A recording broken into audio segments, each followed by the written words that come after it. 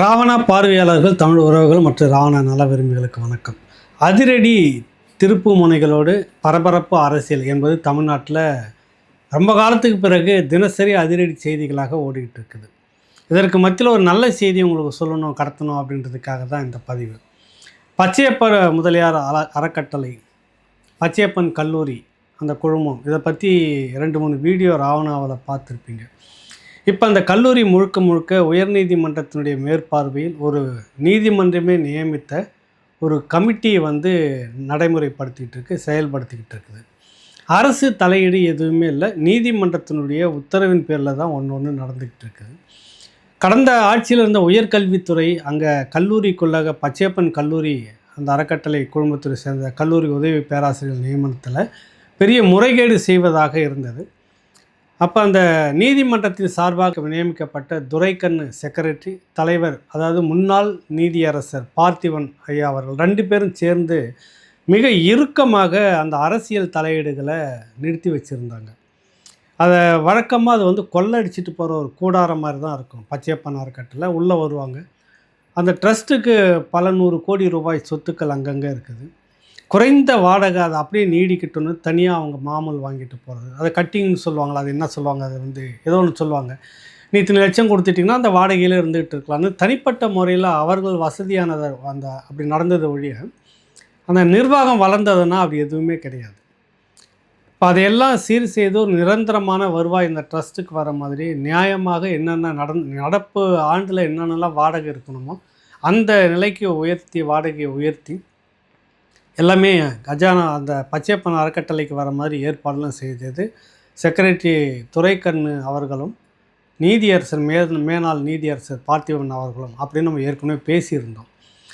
அதுக்கு மத்தியில் 132 உதவி பேராசிரியர்கள் நியமனம், அரசு தலையீடு, 50-50 பேசிக்கலாம். ஒரு உதவி பேராசிரியர்களுக்கும் 55 to 75 லட்சம் ரூபாய் வரைக்கும் பேரம் பேசப்பட்ட அந்த பஞ்சாயத்தில் ஏற்கனவே நடந்து வெளிப்படையாக பேசி, அதுவும் நம்ம ராவணாவில் பேசியிருந்தோம். நீதிமன்றத்தின் மேற்பார்வையில் சரியான முறையில் தகுதியானவர்களை தேர்வு செய்து இப்பொழுது 132 உதவி பேராசிரியர்கள் உள்ளார இருக்காங்க. ஒரு சில 100 கோடிகள் அந்த சம்பந்தப்பட்ட அமைச்சர்களுக்கு கிடைக்காமல் போனது தான் அதில் பெரிய நஷ்டம். ஆனால் நியாயமான சம்பவங்கள் நடந்திருக்குது, நியாயமானவர்களுக்கு அந்த வேலை கிடைத்திருக்கு. இப்போ என்ன அந்த பதிவு எதுக்காக போட வரேன்னா, இதையும் எவ்வளோ மோசமானதுன்னு பாருங்கள். அந்த கல்லூரி ஆண்கள் மட்டுமே படிக்கக்கூடிய கல்லூரி. இந்த கந்தசாமி நாயுடு கல்லூரின்னு ஒன்று இருக்குது, பச்சையப்பன் அறக்கட்டளை எல்லாம் ஒன்று தான் அது. அந்த கல்லூரி ஆண்கள் மட்டுமே படிப்பதாக இருந்துக்கிட்டு இருந்தது. ஏற்கனவே பச்சையப்பன் அறக்கட்டளை இருக்கக்கூடிய இந்த பச்சைப்பாஸ் காலேஜ்னு சொல்கிறது, அதை ஒரு பெண்களும் சேர்ந்து படிக்கக்கூடிய கல்லூரியாக மாற்றினால் ஒரு நிறைய முன்னேற்றம் இருக்கும். அந்த கல்லூரி மேலே எப்போவுமே மாணவர்களுடைய அராஜகம் அப்படின்னு அடிக்கடி பேர் வந்துட்டுருக்கு. அதெல்லாம் ஒரு கட்டுப்படும். இப்போ ஏற்கனவே சுற்றி சுவரை உயரமாக எழுப்பியாச்சு. நினச்சா அவங்க சாலைக்கு போயிட்டு எதுவும் பண்ண முடியாது. நிறைய கட்டுப்பாடுகள்லாம் கொண்டு வந்துட்டாங்கன்னு ஒரு தனியார் கல்லூரி மாதிரி இயங்க தொடங்கியிருக்கு. சமீபமாக எந்த கெட்ட பேரும் அந்த கல்லூரி மேலே இல்லை. அதனால் இது ஒரு பெண்கள் கல்லூரியாக மாற்றலாம் அப்படின்றதுக்காக கடந்த 2022, 23 23, 24, 25, 26 கிட்டத்தட்ட 3 ஆண்டுகளுக்கு மேலாக அன்றைக்கி இருந்த திமுக அரசுக்கிட்ட இதே இந்த மேனாள் நீதியரசர் பார்த்திபன், செயலாளர் துரைக்கண்ணு அவர்கள், இந்த 2 பேரும் சேர்ந்த அந்த குழு அரசுக்கு பரிந்துரைக்கிறாங்க, இப்போ அனுமதி கேட்குறாங்க. வேறு ஒன்றும் இல்லை. பச்சையப்பன் அறக்கட்டளையில் பெண்களும் சேர்ந்து அந்த கல்லூரியில் பெண்களும் சேர்ந்து படிக்கிற மாதிரி இருந்ததுனாக்கா பெண்களுக்கான ஒரு வாய்ப்பு அந்த கல்லூரியில் கிடைக்கிற மாதிரி இருக்கும் அப்படின்றதுக்காக வேண்டி இது செய்கிறாங்க.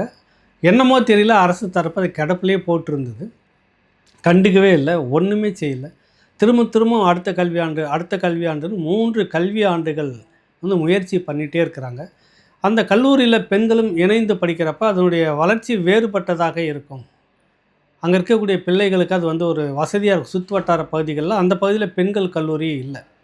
அப்போ பெண்களுக்கு அங்கே ஒரு வாய்ப்பு இருந்ததுன்னா அது சாத்தியமாக்கிறதுக்கு எவ்வளோ பெரிய விஷயம், அது வாய்ப்பை பயன்படுத்திக்கலாம் பலரும் அப்படின்றதுக்காக அந்த முயற்சியை இந்த மேற்கண்ட 2 பேரும் செய்துக்கிட்டு இருக்கிறப்ப அன்றைக்கி இருந்த உயர்கல்வித்துறை அமைச்சர் பொன்முடி, பிறகு வந்தவர் யாருமே அதுக்கு அனுமதி கொடுக்கல. கோவி செழியன் அவர்கள் யாருமே கொடுக்கல, அப்படியே கிடப்பில் இருந்தது. இந்த ஆட்சி மாற்றம் வந்தது 2026 சட்டமன்ற பொது தேர்தலுக்கு பிறகு. விஜய் மாற்றி சொல்லிட்டேன் பாருங்கள். 2026 சட்டமன்ற தேர்தலுக்கு பிறகு விஜய் முதலமைச்சரான உடனே சரியாக ஒரு வாரத்துக்குள்ளாக இந்த உயர்கல்வித்துறையில் இருந்து ஒரு கடிதம் பச்சையப்பன் அறக்கட்டளை பச்சையப்பா காலேஜில் பெண்களும் சேர்ந்து படிப்பதற்கான அனுமதியை வந்து வழங்கியிருக்குது. இதை நம்ம என்னென்னு சொல்கிறது? இதை சொன்னாக்கா ஏதோ திடீர்னு மாறி சொம்படிக்கிறாங்களோ அப்படின்லாம் சொல்லுவாங்கள்ல. அப்படி எதுவும் இல்லை. உண்மையிலே கண்டிக்க வேண்டியது நிறைய இருக்குது. அது வேறு விடயம். இப்படியான விடயங்களை வந்து எடுத்து பேசணும். பச்சையப்பன் அறக்கட்டளை சார்பாக அதில் இருந்த நிர்வாகிகள் நேர்மையான ஒரு நிர்வாகத்தை பண்ணிட்டு இருந்த அந்த டீமு பெரும்பாடு பற்றி பெண்களை இதில் இணைச்சி படிக்க வைக்கணும் அப்படின்னு ஒரு வாய்ப்பை ஏற்படுத்துகிறப்ப அது அன்றைக்கி இருந்த திமுக பெண்களுக்காக நாங்கள் தான் உலகத்திலேயே முன்னோடி அப்படின்னு சொல்லிட்டு இருக்கிற அந்த திமுக மாடல் அரசு அனுமதியே கொடுக்காமல் வச்சுக்கிட்டு இருந்தது. விஜய் வந்த ஒரு 10 நாளுக்குள்ளே, ஒரு வாரத்துலேருந்து 10 நாளுக்குள்ளாக இதற்கான அனுமதி வந்து கிடச்சிருச்சு. இப்போ அதுக்கான வேலை நடந்துக்கிட்டு இருக்குது. இது எதுக்கு முக்கியமாக சொல்ல வரேன்னா, பல்வேறு கல்லூரிகளில் எல்லாமே அட்மிஷன்லாம் முடிஞ்சிருக்கும். அதுக்கு எதிர்பார்த்து அந்த வாய்ப்பு அங்கங்கே இணையிறதுக்கு கிடைக்காம நிறைய பேர் தவற விட்டுருக்கலாம். வேறு காரணங்களால் பல கல்லூரிகளில் போய் இணையிறது தடைப்பட்டிருக்கலாம். அப்படியான பெண்கள் யாராவது இருந்தார்கள் என்றால் பச்சையப்பா கல்லூரி, சென்னை பச்சையப்பன் கல்லூரியில் எல்லா துறைகளுக்குமான அந்த வாய்ப்பு இருக்கிறது. விண்ணப்பிக்கலாம். வருகிற 8ஆம் தேதி வரைக்கும் அதுக்கான காலக்கெடு கொடுத்துருக்குறாங்க. இன்னும் 5 நாட்கள் இருக்கிறது. அதை தாண்டி இன்னும் கொஞ்சம் நீடிப்பு கொடுப்பாங்க அப்படின்றது எதிர்பார்ப்பு இருக்குது. எது இருந்தாலும் நீங்கள் அந்த 8ஆம் தேதிக்குள்ளாக விண்ணப்ப மனுவை நீங்கள் விருப்ப மனுவை போடுங்க. படிக்கிறதுக்கான அப்ளிகேஷன் வந்து ஆன்லைனில் இருக்குது. அதெல்லாம் கல்லூரியை அணுகுங்க. தொடர்பு எண்ணெல்லாம் அதில் அவங்க கொடுத்துருப்பாங்க. இணையத்தில் தேடுங்க. நேரடியாக போயிட்டு நாங்கள் பார்க்குறவங்களும் பார்க்கலாம். பெண்களுக்கு வந்து முக்கியத்துவம் அங்கேருந்து கொடுக்குறாங்க. மிக மிக மிக மிக குறைந்த கட்டணத்தில் நீங்கள் ஒரு டிகிரியை முடிச்சுட்டு வெளியில் வரலாம். பட்டப்படிப்பை முடித்து விட்டு வெளியில் வரலாம்.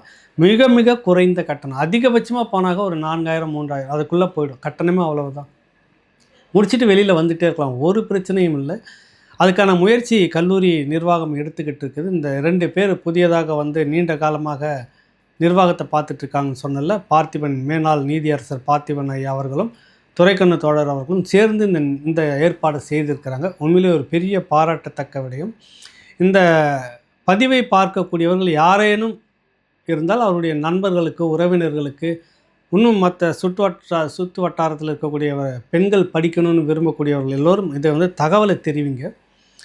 இணைய முடியாமல் நிறைய பேர் இருப்பாங்க, சேர முடியாமல் நிறைய பேர் இருப்பாங்க, கட்டணம் கட்ட முடியாமல் நிறைய பெண்கள் இருக்கலாம். அந்த பெண்கள் எல்லாம் பச்சையப்பன் கல்லூரியில், சென்னை பச்சையப்பன் கல்லூரியில் முயற்சித்து பார்க்கலாம். மிக நேர்த்தியாக ஒழுங்கு செய்யப்பட்ட ஒரு நேர்காணல் நடக்க இருக்கிறது. அட்மிஷன்லாம் போட்டுக்கிட்டு இருக்கிறாங்க. அதை வாய்ப்பை பயன்படுத்திக்குங்க. தவிர இந்த பெண்கள் அங்கே தங்கி படிப்பதற்கு பக்கத்தில் வந்து தங்கி படிப்பதற்கு வாய்ப்பு, அதையும் வந்து அலசி ஆராய்ஞ்சிக்கிட்டு இருக்கிறாங்க. ஏன்னா பெண்கள் ரொம்ப தொலைதூரத்துலேருந்து வந்து படிக்கிறவங்களும் இருக்கிறாங்க. அவங்களுக்கெல்லாம் போதிய தங்கிறதுக்கான இடம் இருக்காது. ஒரு அலைச்சலாக இருக்காது. விடுதி அப்படின்னு சேர்த்து வந்துட்டால் உண்டு உறைவிடம் என்றதை சேர்த்து கொண்டு வந்துட்டாக்கா இன்னும் கூடுதலாக வந்து சேர்ந்து படிக்கிறதுக்கான வாய்ப்பு இருக்கும். அப்படின்ற ஒரு திட்டத்தோடவும் அதுக்கான முயற்சியை எடுத்துக்கிட்டு இருக்கிறாங்க. எப்படி இருந்தாலும் இதை வந்து பயன்படுத்திக்க பாருங்கள். நண்பர்கள், அவர்களுக்கு தெரிந்தவர்களுக்கு இதை அனுப்பி வைங்க. அவசியம். மிக மிக குறைந்த கட்டணத்தில் படித்து முடிச்சுட்டு வெளியில் வந்துடலாம். தவிர்த்து இன்னொரு விடயம், பச்சையப்பன் கல்லூரிக்கு இப்போ வந்து தேர்தலை நடத்த வேண்டும் முறைப்படி. இப்போ வந்து நீதிமன்றத்தின் பார்வையில், மேற்பார்வையில் ஒரு கமிட்டி வந்து நியமிச்சிருக்காங்க. தலைவர், செக்ரட்டரின்னு நியமித்து அதை ஏற்பாட்டில் தான் போயிட்டுருக்கு. முறையாக தேர்வு செய்யப்பட்ட கமிட்டியை வந்து நிர்வகிக்கணும் அப்படின்னு ஒரு சில பேர் சேர்ந்து முயற்சி எடுத்து அதுக்கான வழக்கு போட்டிருக்கிறாங்க. அது போட்டதுக்கு காரணம் வேறு. அது வந்து ஒரு சமூக பின்னணிக்குள்ளாக அது இயங்கிக்கிட்டு இருக்கிற டீம் போட்டதாகவும் சொல்கிறாங்க. அது என்னன்னு நமக்கு தெரியலை. எது எப்படி இருந்தாலும் ஜனநாயக முறைப்படி அந்த தேர்தல் நேர்மையாக நடந்து வரக்கூடிய நிர்வாகிகள், தேர்வு செய்யப்படக்கூடிய நிர்வாகிகள் இப்பொழுது இருப்பதைப் போலவே ஒரு பைசாவும் வாங்காமல் நேர்மையாக வருங்காலத்தில் உதவி பேராசிரியர்களை வந்து நீங்கள் அட்மிஷன் போடணும். மாணவர்களை இப்பொழுது இருக்கிற முறைப்படியே இலவசமாக அந்த குறைந்த கட்டணத்தில் வந்து நீங்கள் சேர்க்கணும். முறையீடு எதுவுமே நடந்துடாமல் அந்த பச்சைப்பன் அறக்கட்டளை சொத்துக்கள் எல்லாம் இன்னும் பிரைவேட் தனியாருக்கு போகாத அளவுக்கு நேர்த்தியாக நீங்கள் வந்து அந்த நிர்வாகத்தை நடத்தணும். தேர்தல் இன்னும் ஒரு 5-6 மாதத்தில் நடக்கிறதா இருக்குது. பச்சையப்பன் கல்லூரியில் படித்த முன்னாள் மாணவர்கள் படித்து 10 ஆண்டுகள் இருக்க வேண்டும். பச்சைப்பன் கல்லூரியில் படித்து முடிச்சுட்டு வெளியேறி 10 ஆண்டுகள் இருக்க வேண்டும். முன்னாள் கல்லூரி மாணவர்கள் அந்த வாக்கு செலுத்துவதற்கு, வேட்பாளராக நிறுத்துவதற்கு தகுதியானவர்கள். அப்படி யாருன்னா இருந்தாங்கன்னா வெளியில் இதையும் நீங்கள் கடத்துங்க. வெளியில் யாருன்னா பச்சைப்பன் கல்லூரியில் படிச்சுட்டு வெளியில் இருக்கிற மாணவர்கள் 10 ஆண்டுகள் முடிச்சிருக்கணும். அந்த மாணவர்கள் உடனடியாக கல்லூரியை அணுகி அதுக்கான படிவங்கள் இருக்குது, பூர்த்தி செய்து கொடுத்துட்டோம்னா அவங்க வந்து உறுப்பினராக சேர்க்கப்படுவார்கள். வேட்புமனு இதில் போட்டியிடலாம். தலைவர், செக்ரட்டரி, துணைத் தலைவர் இப்படியான பல பதவிகளுக்கு நீங்கள் போட்டியிடுறவங்களும் போட்டியிடலாம்.